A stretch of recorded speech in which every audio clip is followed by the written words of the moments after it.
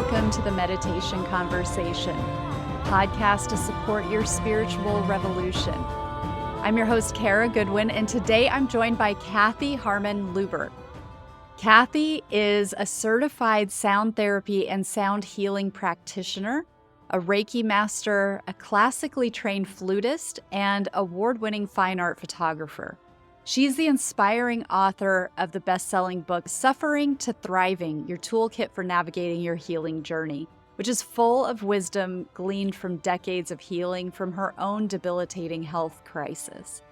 So welcome, Kathy. I'm so excited to be with you today. Hi, Kara. I'm so happy to be here. I'm looking forward to our conversation. Me too. So can we start by talking about your healing journey from your health crisis and what kind of laid the foundation for where you are today? Yeah, thanks. That's a great question. I love talking about this. Probably like a lot of your listeners, I have been on quite the healing journey, and it actually started in my early 20s. I was 21, super active in sports, dancing, hiking, swimming, running, the whole thing.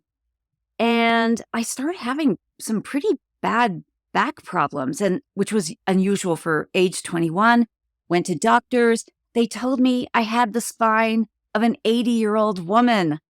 What? And one orthopedic surgeon went so far as to say, "Oh, you're going to be in a wheelchair by the time you're in your mid-30s." And I just was like, I am not going to own that. I'm going to do everything I can to just figure out a way forward that I could live my best life. I wanted to continue to be active. And I'm thrilled to say, decades later, I've not been in that wheelchair, knock on wood here. But all through those years, I was dealing with several back spinal disc ruptures. I have 7 spinal diseases. And because they're so complicated and involved, when I started having disc ruptures, doctors would normally just operate. But because of all of the diseases I had, they could not. It was like a 14 to 18-hour surgery, and they said, we won't even do it. So surgery Really? was not an option. So I had to start looking for other ways to heal. And I was doing super well until 2016. I should have listened to my intuition. I'm a meditator. I've been meditating for many decades and very in touch with what I like to call my inner healer. And the warning signs were everywhere that year. I was doing a lot of traveling. I had traveled to go see a client. It was an overnight trip. I was having a lot of spinal issues at that time, and I just didn't pay attention, frankly. I didn't listen to my intuition.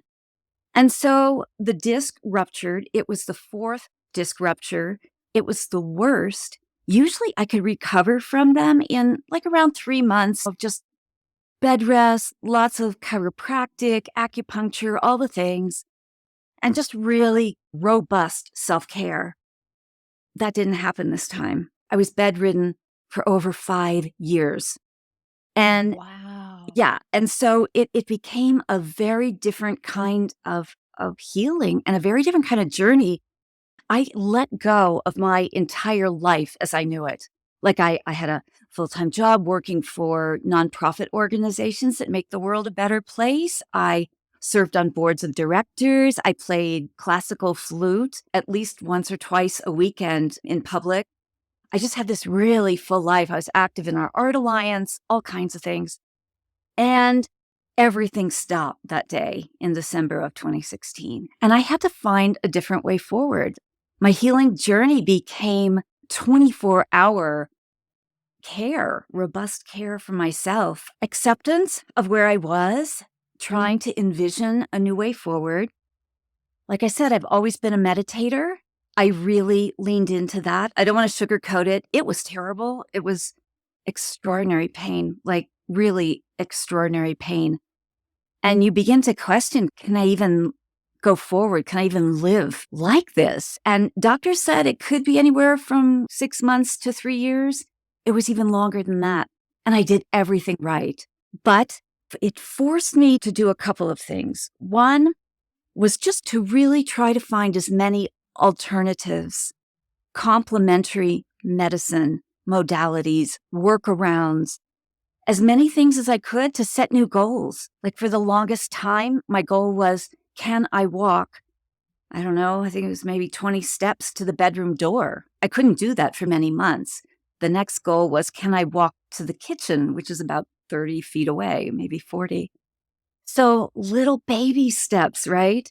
But keeping literally Yeah. baby steps, but keeping yourself motivated, inspired, full of hope, not giving up, that's really hard. And that the second part of this is really leaning into your mind is your medicine. It is. Meditation, my practice got me through. I used to do walking meditation, swimming meditation until the day the disc ruptured, right? Plus regular meditation, nature meditation, lots of different kinds of ways I integrated into my life. And I was just flat on my back. I couldn't do any of the active things. And so it became a real lesson in other ways to do things. Visualization heals us. When we can envision the cells in our body at a cellular level healing. I do Reiki. I began just opening the channel of Reiki and imagining the energy healing the cells in my body. So meditation combined with imagery really saved me. I started writing. The one thing I could do was put my laptop on my lap, literally, and just flat on my back. I could write. So I did a lot of contemplative writing. I started going back to a lot of the people who inspired me over many years, from Wayne Dyer and Deepak Chopra and Louise Hay and Joe Dispenza, a million people. And every day I would try to find a quote that would help me just keep my head in a good place. And I realized everything is a choice. Like, I went through a very dark time. I sought the help of a therapist. And I encourage any of your listeners who are in that really dark place, sometimes you need the help of, and that's not a weakness, it's a strength to be able to say, I need this help. And so with all of that, but I began to realize that every moment we have a choice.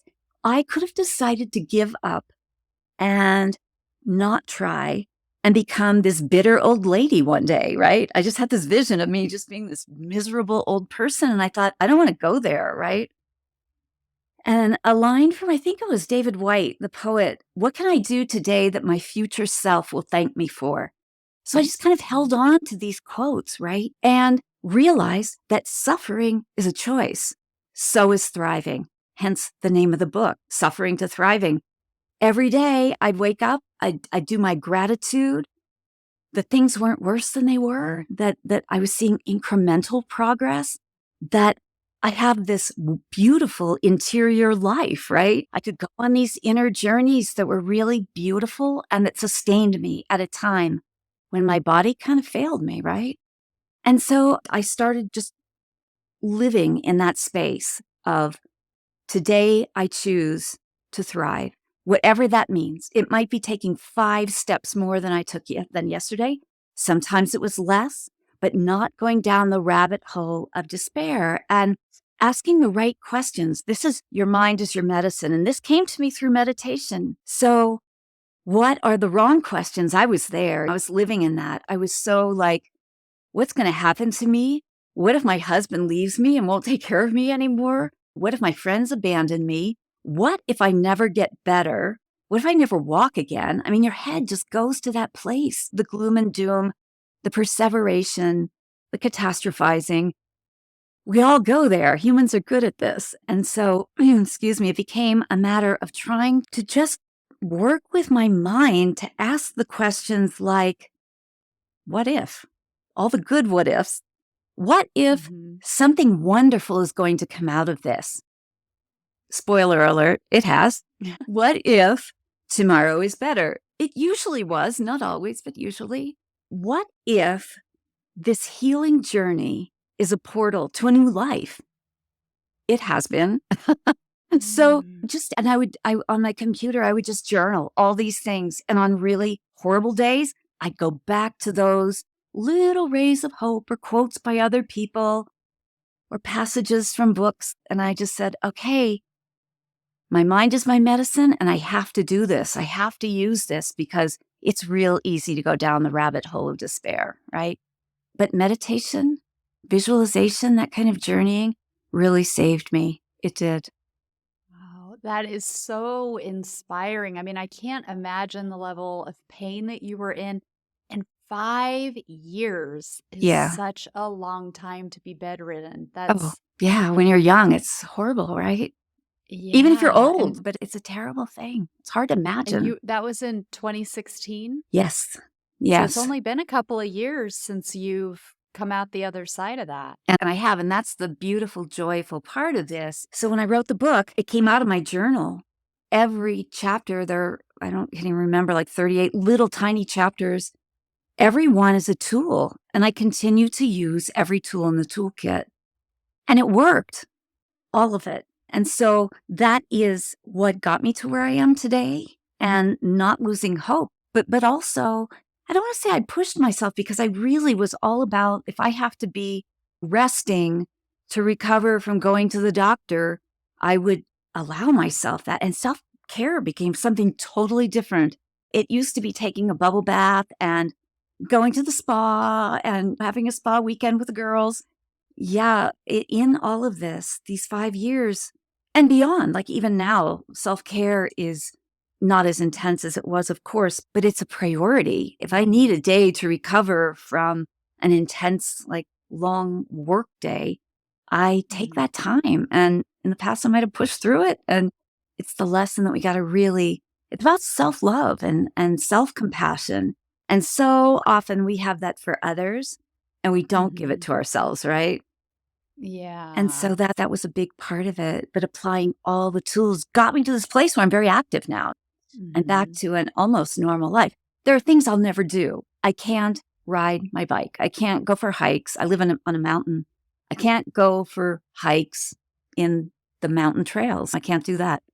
But it's okay. I've discovered other things. And that's the beautiful part of it. The way I like to look at this is our healing journey, whatever that is. Like some people are healing from heartbreak, from a Yeah. breakup or divorce or Trauma. trauma. Yeah. Trauma's a big one.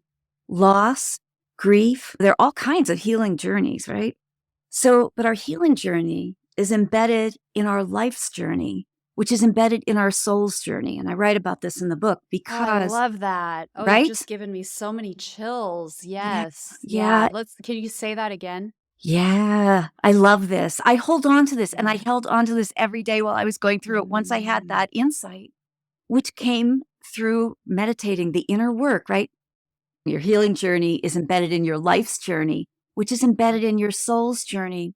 And the way I like to think about this, Kara, is that we all are alive right now on purpose. This is Mm. a very challenging, intense time on planet Earth, and every one of us alive is here for a reason. And we have these soul gifts that we don't always recognize can be a gift to the world. And so I really, I had a lot of time. I was still working during this time, but I had Oh, a lot of wow. time to think. I work Mhm. as a grant writer, so I was able to do that from bed. But I was able to think a lot about this and think about what is my purpose. I always thought it was, yeah, I work for nonprofit organizations that help homeless kids get off the street and help traumatize children and youth and the environment and lots of good things. And I thought, well, that's my purpose. But there's a deeper purpose. We all might even have multiple purposes in this life on Mhm. earth. And then shining a light on that. And that is where sound healing, I've been a musician since I was a little girl.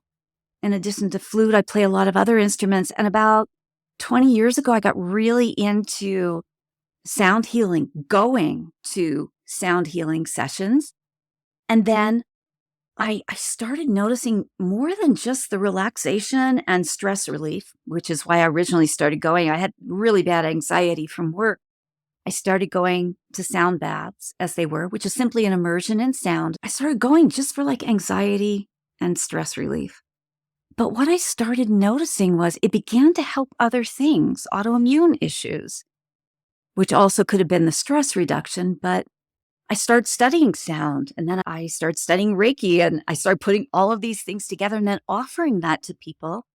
And even while I was flat on my back, I could do online sound baths, they helped me enormously. And then when I was able to be up and about a little bit more, I started using my crystal bowls and a Tibetan bowl and little zephyr chimes that are really just lovely and can just totally change the energy of not only a room, but within us. We begin they say after about 4 or 5 minutes, our bodies come into entrainment with that vibration. And it is a felt thing. And then I got a gong. Gong is one of the most healing instruments because it has the lowest lows and the highest highs in frequency. And here's the really exciting bit in my studies. This is a study that came relatively recently in the past couple of years out of UCLA, a guy by the name of James Jimzewski. He, working at UCLA as a researcher with medical doctors, have found that every cell in our bodies has a frequency, like the heart cells have a frequency, the brain cells have a frequency. And the amazing and fascinating part of this discovery is that they'd observe the cells, blood cells or otherwise, when cells were not working, if they were damaged or just otherwise dying, atrophying, those cells stopped emitting their cell sound. And what brought those cells back to life, really reinvigorated them, was that frequency applied to it. So in other words, a tuning fork, think of a crystal healing bowl, they're all at different frequencies.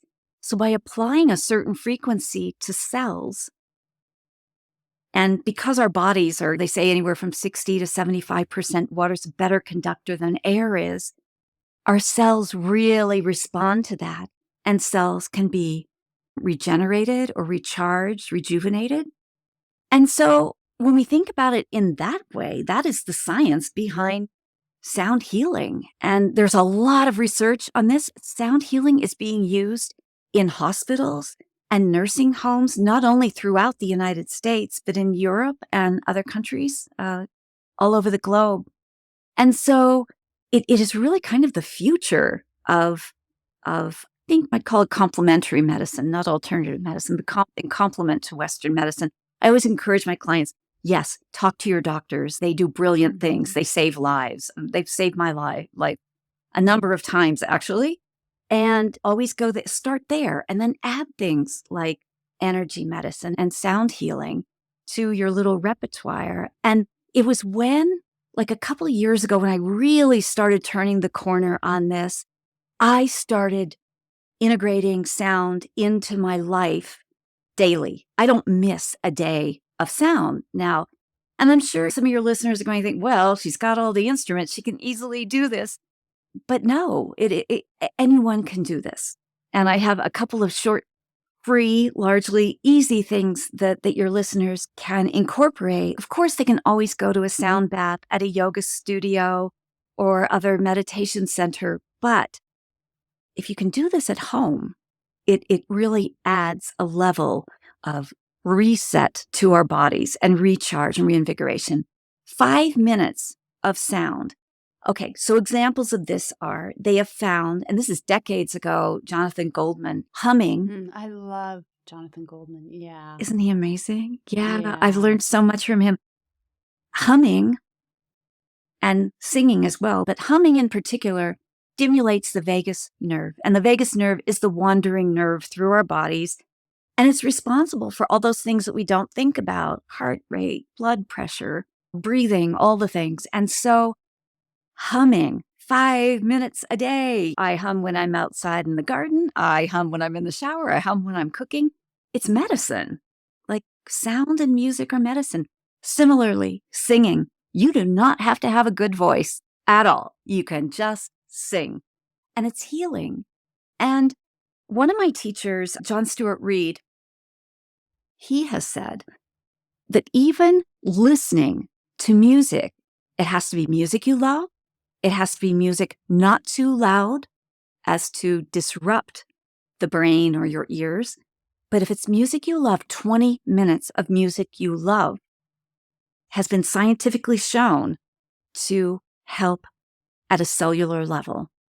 And I think that is just an amazing thing. And I have one quote here I just want to share with you for any people who just might think this is all too woo-woo for me. There's an oncologist by the name of Dr. Mitchell Gaynor, and he tells us this, and I quote, "Sound can redress imbalances on every level of physiological functioning and can play a positive role in the treatment of virtually any medical disorder." I mean, I think that's not only amazing, but like I was saying, it could totally revolutionize the future of healing. And he's an Yeah. oncologist. And Wow. anyone can go, I think it's on YouTube, and look up Dr. Mitchell Gaynor. And he actually has videos of him doing a sound session, walking around a room with numerous cancer patients. And That's wild. and his Because his you just, results, yeah, are amazing. yeah. You don't see a lot of like Western medicine practitioners who are at this point really embracing things like that. So it's amazing. I was just at the dentist, like right before we hopped on our recording here, and they were playing. Well, first of all, it was just like a 70s station, 70s, 80s, or whatever. And it was fine. It was low, but I was kind of laughing to myself because at one point they were playing Aerosmith. And I was like, I would love to go back to Aerosmith when they were recording this music and tell them one day this will be played in a dentist's office because I imagine that is like their worst nightmare. Like, my music is too edgy to ever be at a dentist's office. But I Right. also thought they're missing an opportunity here because we could be playing, Yeah.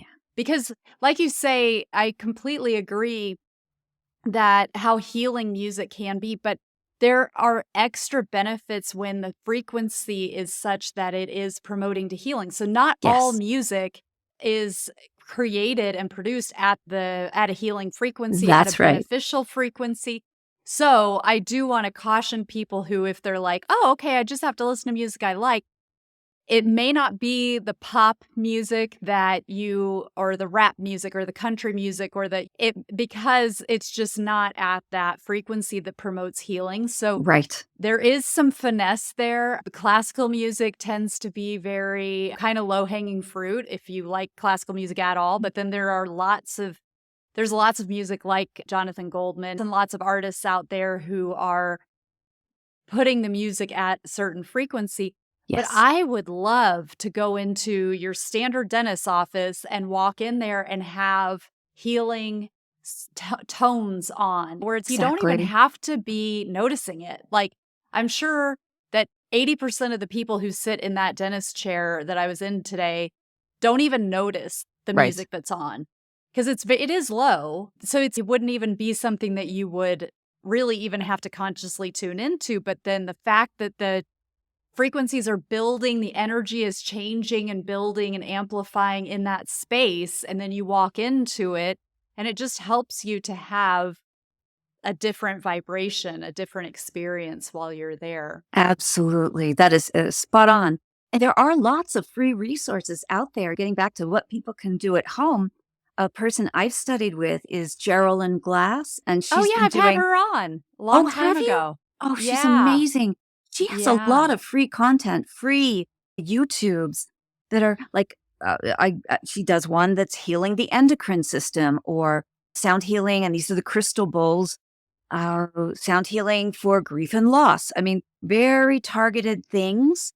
And so it's easy to find access to these things, even if there's no sound healing place nearby. One of the other wonderful things that people can do at home, in addition to humming and singing, listening to music, as well as finding some of these online sound baths, is rhythmic tapping on the body.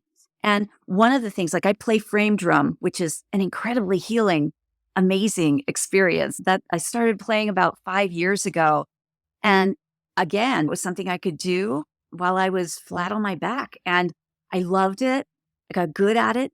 And it's very, very healing. But you don't even have to have a drum. You could tap on a table just to get rhythm going. The reason why it's healing is it sounds like the heartbeat. Well, the easiest things to do is just tap rhythmically on your chest. And in this one class that I've taken on frame drum, our teacher has encouraged us to, whether you're sitting outside, walking down the street, whatever you're doing, just rhythmically tap a little bit. It's very grounding. And so those are a couple of things. The other thing is there are very small, maybe 3 or 4 inch Tibetan bowls. They're very affordable in the $20 to $30 range. And I have a couple of those as well. And one has become my evening right before bed. Sound can change the atmosphere, basically, the vibration of a room. And so before I go to bed, I ding it like 3 times. And it's my signal to myself. It's time to put the day behind me, do my gratitude practice, relax, and get a good night's sleep. And so it's part of this little ritual that I do. I have other bowls throughout the house, actually, in addition to my sound room, that as I walk in and out of the front door, I have a larger Tibetan bowl and I just ring it. And it's, oh yeah, right. Mindfulness, Kathy. Be present, be in this moment. They can just have a very subtle, and those things, even, it sounds so simplistic, but just bringing our awareness to the present moment, it is healing because we're not perseverating about the past. We're not catastrophizing about the future if we're in a bad situation, we're just living in the right now. And that is a very healing thing. And it's so simple, but we so often don't do it. We find ourselves, our monkey minds are going crazy and we're running around, or, oh, I did my meditation for 20 minutes this morning, I'm good. But really not. Like it helps to have kind of a reset throughout the day. And so sound can bring us into that moment of mindfulness, of just listening to the ringing of a bowl. Or so true. Yeah. I say to my clients who don't have bowls or other things, and they try to sing and hum, but if you have wind chimes in your yard, when you go out to the garden, just ring them yourself for a moment and just be present. Close your eyes, just listen to that. And it's a reset for your body. It gets us out of adrenaline mode, brings us I love grounded. that. It's so true. When you're listening to music, you can't, if you're just with the music wherever it is, you're not jumping ahead to the end and you're not back at the beginning. You're being carried on the waves of the melody and you just are where you are. And so I love that as it being like that focal and an easy way to kind of bring our focus to the now. Yeah. So powerful. It is powerful and healing. And for my clients who say, oh, I can't meditate, my mind is too noisy, I've tried, doesn't work for me. One of the things I encourage them to do is to put on like a sound bath CD or otherwise, what I would call meditation music, Reiki music, whatever a person happens to enjoy listening to, put that on and just focus on the sound. Just follow the sound. You don't know what's happening next.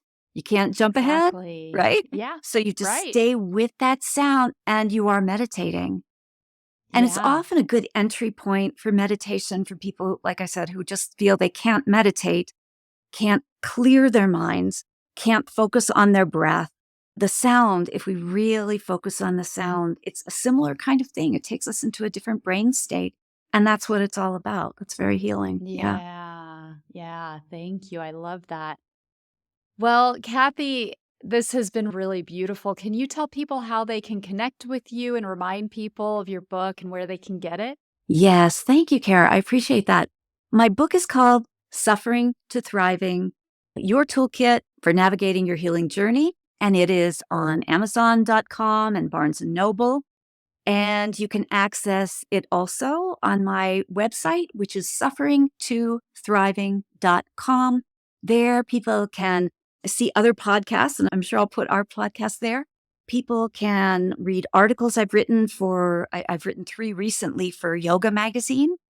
And I also have information there on how to work with me, both in sound and Reiki and other things. And I'm excited to say that I have a free module coming up in the next couple of months in partnership with an integrative medicine doctor, Dr. Charlize Davis. And we are going to be doing a rather in-depth module on healing the heart chakra. And so that will be a free offering. So people stay tuned to my social media. You can also connect to my social media through the website, So it'll all be there. So thanks for that. Wonderful. Well, thank you so much, Kathy. This has really been heartwarming and practical and fascinating. So thank you so Oh, much. good. Thank you for having the conversation with me. It's been great.